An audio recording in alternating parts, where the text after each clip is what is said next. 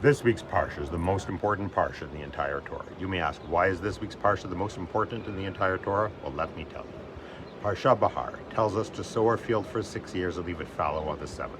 We're told to count off 7 cycles of 7 years and on the 50th year to declare the Jubilee and proclaim a release throughout the land. We're told to keep all of Hashem's laws so that we may live securely on the land.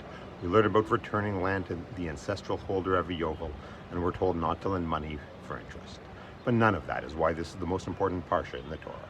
The reason this is the most important parsha is because it tells us about the unity of the Jewish people. The parsha opens with, Hashem spoke to Moshe on Mount Sinai, and then goes on to list in great detail the laws of Shemitah and Yovel, the sabbatical year and the Jubilee. Rashi asks, why are the laws of Shemitah and Yovel introduced by saying they were given at Mount Sinai? Weren't all the laws given at Mount Sinai?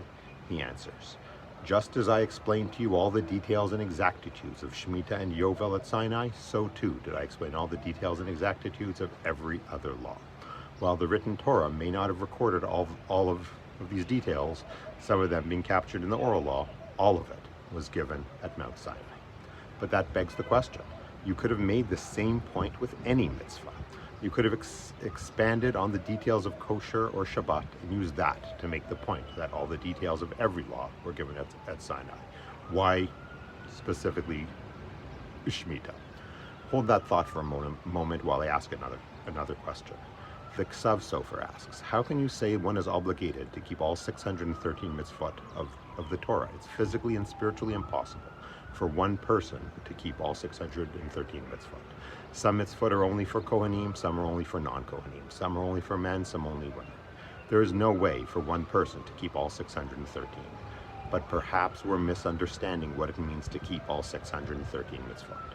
Playing on an analogy, it's like saying that no one can play baseball because you need to run with your feet and throw with your arms and see with your eyes. No one body part can do everything, but viewing all the body parts together as a whole person, that person can play baseball. The Ksav Sofer says, so too is it with mitzvot. We're not individuals trying to keep mitzvot, we're all part of one unity that is Am Yisrael. All of Am Yisrael are one. We're all like limbs on a single body. What happens to one happens to all, and the successes of one are the successes of all. So while no one individual can keep all the mitzvot, the unity that is Am Yisrael can. Each of us does our part, and each of us can support our brothers and sisters in doing theirs. The lesson in Shemitah is that every 7th year you leave your field open so anyone could come and take what they need. That's the ultimate act of unity. I leave my field so you can take what you need. You leave your field so I can take what I need. We're all one people. Come, share, and take. This is the ultimate example of loving your neighbor as yourself. That's the takeaway.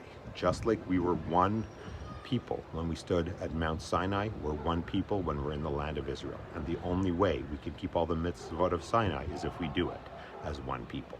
It's all about unity.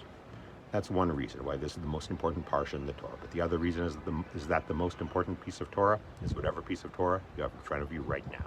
Shabbat Shalom and Am Yisrael Chai.